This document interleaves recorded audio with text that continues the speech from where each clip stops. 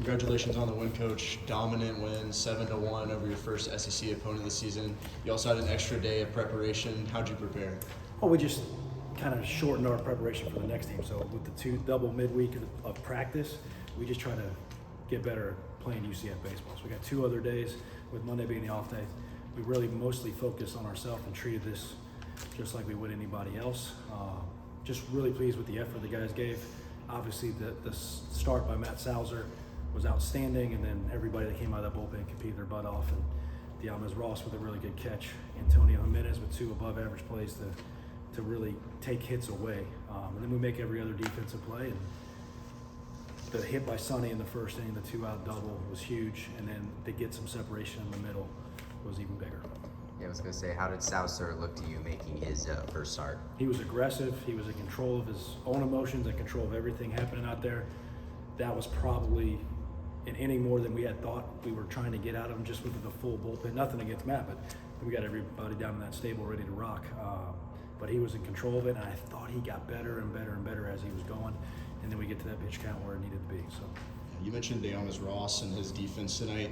He was actually featured on NCAA Baseball's social pages. What were you seeing out there from him? That's Diamez Ross. That's the guy I've seen since he was 18 years old when I coached him somewhere else. And just the defense, the tenacity and the maturity of the at-bat, the ability to bunt and base run, and he does it in the game. Like, it's not just for show. Like, that's who he is. He loves to compete. He was down 0-2 in one of those at-bats and fought his way back, and you can kind of feel our team get going because of that at-bat, and then the toughness play at first base, and helped us with a big inning. Aside from that one solo shot, your bullpen kept Missouri off the scoreboard there. And we'll just talk about the bullpen there. Angelo, of course, coming out for a second appearance, just stringing another good appearance together. Yeah, I thought he was dominant. There was 3 pitches in play there. He was aggressive. He was the aggressor on the mound. Like, you could tell there was an actual fight going on, and he was involved in it, and it was nice to see. And Bauer was Bauer, and then obviously get Boom in there, and he finished it out. Obviously don't like the leadoff walk. He's mad about his eye, but he found a way to get us through it. Did Salzer's pitch count get truncated a little bit with the schedule shift? It's the last time he had been that much was about 8 days ago, so I figured he got to where we needed to. He's been through the order twice, give Bow a clean inning, and it worked out. You had Andrew Williamson get that home run there right off the foul pole. I mean, what were you thinking when you saw that? Because we're pretty low on it. I mean, do you think it was fair? I was fair. I didn't know if it hit the top of the wall or the pole. Yeah, so that was my concern, because I didn't hear the sound of the pole, but it just sounded weird. So, but I'm glad they called it a home run. How many times have you seen something like a home run that close? Yeah, it's not very often, especially there with the third base sending him all the way home. That was almost common. Well, just what was it like to see him, get his first homer this season after quite the summer he had? Well, the at-bats are getting better, right? He would tell you Sunday wasn't his best day, and with his at-bats, the quality of the at-bat, I thought after the first at-bat, for the most part, his at-bats were quality. Now, you did mention, Salzer coming out with a hot start. Obviously, since the first game of the season, you guys have been on fire at the beginning. What's the conversation been like in the bullpen just to get those guys ready at the beginning? The starting pitchers? Yes, sir. I just sticking with what they do, right? So their process and how they prepare for the start needs to work with who they are. Like, everybody does it a little different. Or if we start 4 guys, that process and when it starts and how they get ready is different for everyone. But it's compete from first pitch on, and we're not easing into this thing. And you throw your best stuff from pitch 1, and if we got to go to the bullpen, we'll go to the bullpen, but don't leave anything in the tank.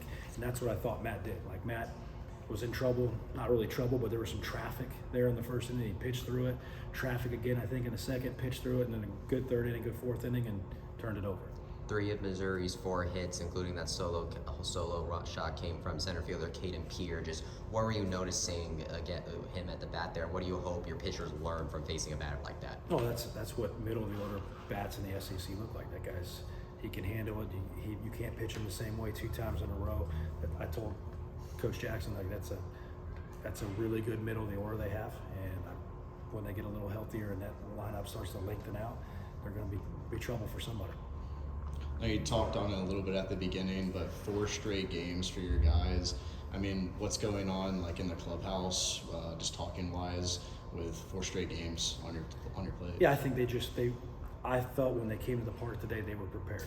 And then the stuff before the game started, the BP, the infield, outfield, all that stuff was right. The early work was right. They were ready to go. And our job is that somebody else is coming back in here again. It's nothing, and we got to repeat that. And that's what they get. That's what I think they like. This group seems like a group that really likes the baseball part of it and getting ready and the competition part of it.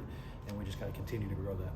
Alongside the moving of this game to tonight, you also announced that the evening games for the rest of the season are moving back to 6 o'clock from 6:30. Just what was your thought process behind that? Yeah, we talked about it. We just moved it to 6 a little bit with the weather this weekend. It's going to be a little colder, so to move it up just a little bit. It just, when we get to that daylight savings time, that 6 o'clock start, like from you saw from pitch 1 today, we're calling out. It's twilight, guys can't see the ball. It's just something we'll have to deal with. What do you hope this team takes with them from this as they now go right in and take it on Bryant? Yeah, as good as they are from the field from the win, there's still some stuff out there that we need to improve on. There's some things offensively that we could have cashed in and got even more separation. Never going to turn down a win. It's hard to win college baseball games, but I think they're in there trying to figure out how they can be an elite team and continue to work on those things. All right, awesome. Thank you. Congratulations. Thanks, guys.